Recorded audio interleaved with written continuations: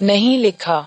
ऐसे साक्ष्यों से आज ये स्पष्ट हो जाता है कि ईस्वी सन से पूर्व जाति वर्ण नाम की किसी व्यवस्था का जन्म नहीं हुआ था।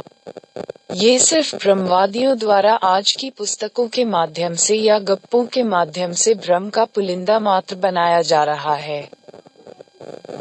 यदि अशोक के काल के 500-600 वर्षों बाद मिले समुद्रगुप्त के इलाहाबाद प्रयाग प्रशस्ति अभिलेख को भी देखें तो भी आज के ब्राह्मण संज्ञा वाले शब्द का मिलना नहीं होता है। भाषा और क्षेत्र के अनुसार पूर्व का वामहन शब्द यहाँ आकर वामन बन जाता है, जिस बाभन का अर्थ भी विद्वान होता है। इसलिए अभिलेख एवं उसके अर्थ को यहाँ देख सकते हैं। प्रयाग प्रशस्ति इस अभिलेख में समुद्रगुप्त द्वारा आजीवक लोगों को पाली में बाभनेजु अजीविकेजु डा एनी 4-8 कहकर संबोधित किया जा रहा है, यानी आजीवक समुदाय को विद्वान आजीवक कहकर संबोधित किया गया है। जिस बाभनेजु को स्तंभ में लिखा हुआ आप लोग भी देख व पढ़ सकते हैं। आज लोगों की जानकारी में कितनी विडंबना दिखती है। जिस व्यक्ति सम्राट अशोक ने अपने कार्यकाल की पूर्व वाली प्राप्त जानकारी और वर्तमान में अपने द्वारा की गई जनहित की सारी जानकारी के साथ साथ अपने संज्ञान में आई सारी जानकारी को हीरे की तरह दूर से चमकता हुआ जमीन के ऊपर स्तंभ लेख, पहाड़ के अंदर गुफा लेख और चौक चौराहे पर शिलालेख के सहारे लिखकर लोगों को जानकारी में दी थी, जो आज भी वैसे ही स्वरूप में स्थापित हैं, जिसको कोई भी देख सकता है। लेकिन उन सभी अभिलेखों में लिखित जानकारी को यहाँ के तथाकथित विद्वान ब्रह्मर्षियों की विद्वता के कारण पठन नहीं हो पाया था। उसकी जानकारी यूरोपियन विद्वानों के माध्यम से 18वीं शताब्दी के बाद भारतीय जनमानस को मालूम हुई थी। लेकिन जिस व्यक्ति ने कभी जन्म लिया या नहीं लिया, जनमानस से जुड़ा हुआ कोई कार्य किया या नहीं किया, पुरातात्विक रूप से कोई साक्ष्य नहीं मिला है, उसकी जानकारी ब्रह्मवंशी धूर्त लेखकों द्वारा हजारों हजार वर्ष पूर्व यानी पाषाण सभ्यता से पूर्व की संस्कृति में ऐसा ही हुआ था, ये दावे के साथ कैसे लिखी और बताई जाती है।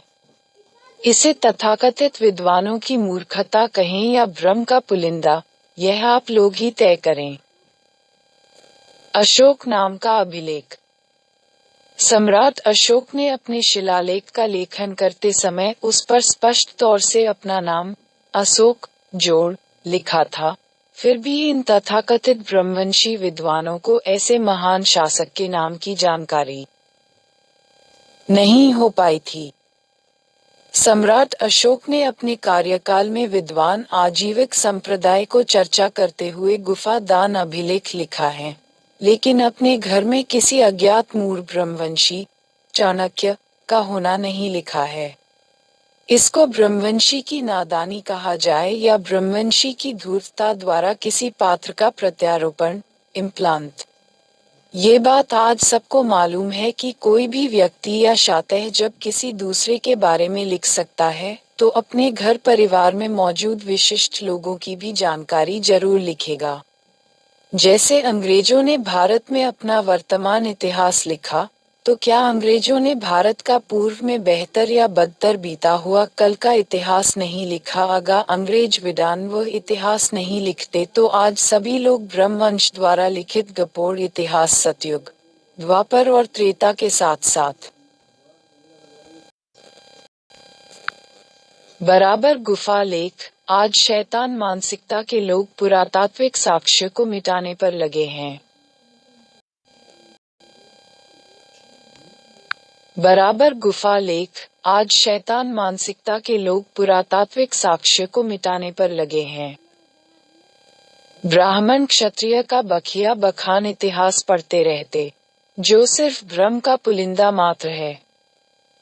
अभी तक आप लोग भ्रमशीलों द्वारा किसी चित्रों का या कभी खुदाई से मिले कुछ आकार को लेकर काल्पनिक तारतम्य बैठाने का प्रयास देख रहे थे, लेकिन अब भ्रमिकों का जो प्रयास देखेंगे उससे थोड़ी देर आप भी सोचने को मजबूर हो जाएंगे कि यह कैसे हो सकता है।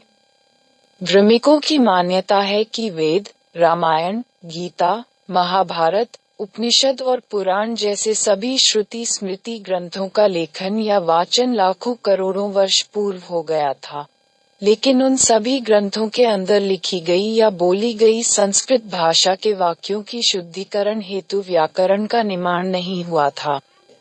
फिर तो उस संस्कृत में काफी अशुद्धि रही होगी। आखिर भ्रमिकों का सारा खेल कल्पनाओं से ही चलता है। किसी भी लिपि व सिर्फ भाषा के निर्माण से पहले उसकी वर्णमाला का बनना निश्चित होता है और साथ में उसके बाद उसकी व्याकरण भी महत्वपूर्ण होती है। जैसे ज्ञात ऐतिहासिक काल की पहली लिपि थम लिपि और प्राकृत व पाली भाषा के नाम से साक्ष्यों में दर्ज है।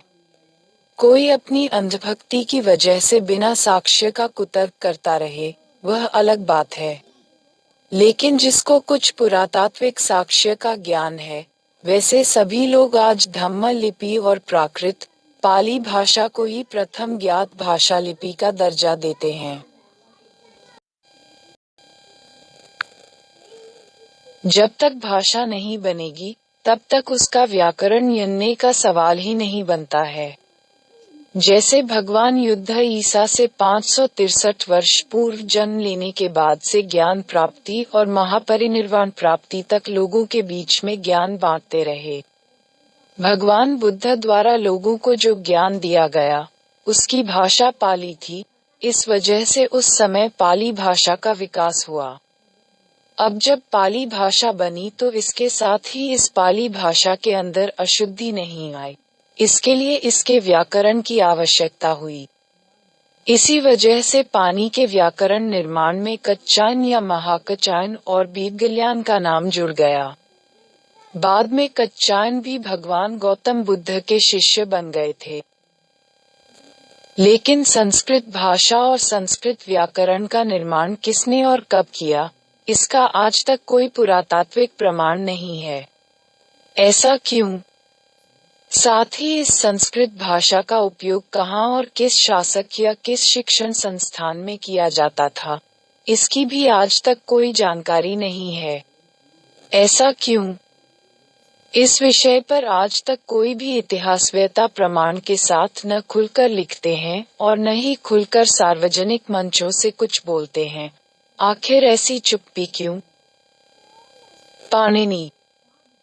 अमिकों ने संस्कृत भाषा का जन्म अज्ञात लाखों वर्ष पूर्व के नाम का भ्रम तो फैला दिया, लेकिन उस संस्कृत भाषा की लयबद्धता हेतु व्याकरण वाले को स्थापित करना भूल गए थे, जिसकी वजह से ब्रह्मशीलों को संस्कृत व्याकरण हेतु ईसा से लगभग 600 ईस्वी पूर्व में जाकर जन्म का सही समय अभी तक निश्चित नहीं हुआ है, और अज्ञात स्थान भी अभी तक लोग निश्चित नहीं कर पाए कि इनको जन्म होना कहाँ और किसके घर में दिखाया जाए, पर एक अदृश्य भ्रमिक विद्वान को पैदा कराना पड़ा, जिसका नाम इन लोगों ने पाणिनि रखा था। इन गपोड़ियों के अनुसार पाणिनि संस्कृत के प्रकांड विद्वान थे।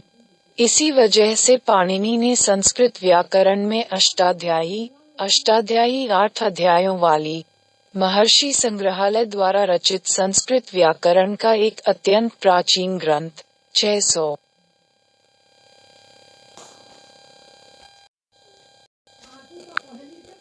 ईसा पूर्व लिखा था, जिसमें 8 अध्याय हैं।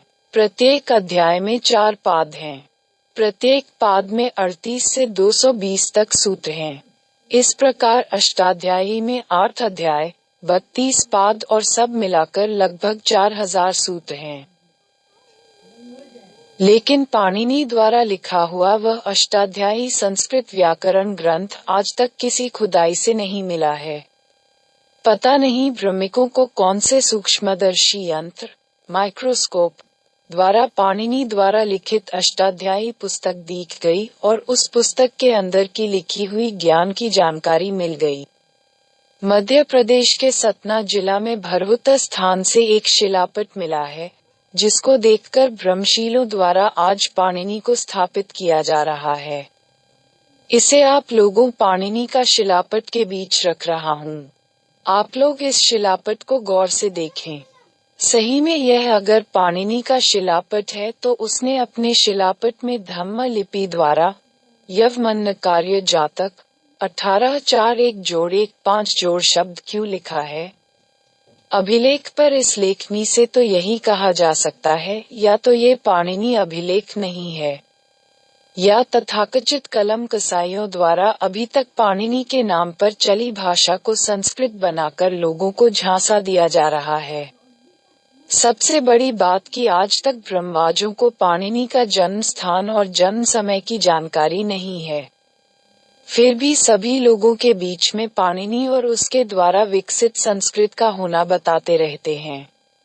ये चित्रकारी की हुई शिलापट भरहुता में खुदाई से मिली है। इस चित्र को देखकर वेदवाणी वितान प्राच्य विद्या शोध संस्थान के निदेशक सुद्युम्न आचार्य ने इसे संग्रहालय और वरुचि से जुड़ी कहानी का हिस्सा माना है। अब कैसे हिस्सा माना है इसके बारे में कुछ लिखा नहीं है। एक बात और बता दूं कि धम्म लिपि, जिसे आज साहित्यिक भाषा के रूप में प्राकृत लिपि या ब्राह्मी लिपि कहा जाता है, की वर्णमाला द्वारा वैदिक संस्कृत कभी नहीं लिखी जा सकती है, क्योंकि वैदिक संस्कृत में चंद्र बिंदु, तारांकन, शब्दों के अंत में हलंत, विसर्ग और सबसे ज्यादा वर्णमाला रि, ओ, अह, श, श, क्ष, त्र, ज्ञ से बनने वाले शब्द हैं, जो कि धम्म लिपि की वर्णमाला में ऐसे स्वर व्यंजन नहीं हैं। दूसरी सबसे अहम बात यह है कि धम्म लिपि की वर्णमाला में जब रि स्वर नहीं है, तो उस स्वर द्वारा संस्कृत का कृ कैसे लिखा जाएगा? नीचे धम्म लिपि लिखा हुआ पूरा अभिलेख रख रहा हूँ। इसको देखकर कोई बताए कि चंद्र बिंदु, हलंत, विसर्ग और रि का उपयोग कहाँ हुआ है। साथियों, बहुत ही जबरदस्त भ्रम का पुलिंदा बनाया गया है। आप समझ रहे हैं ना? धम्म लिपि की वर्णमाला द्वारा कभी भी वैदिक भाषा या पुराण की भाषा संस्कृत का लेखन या वाचन नहीं हो सकता है।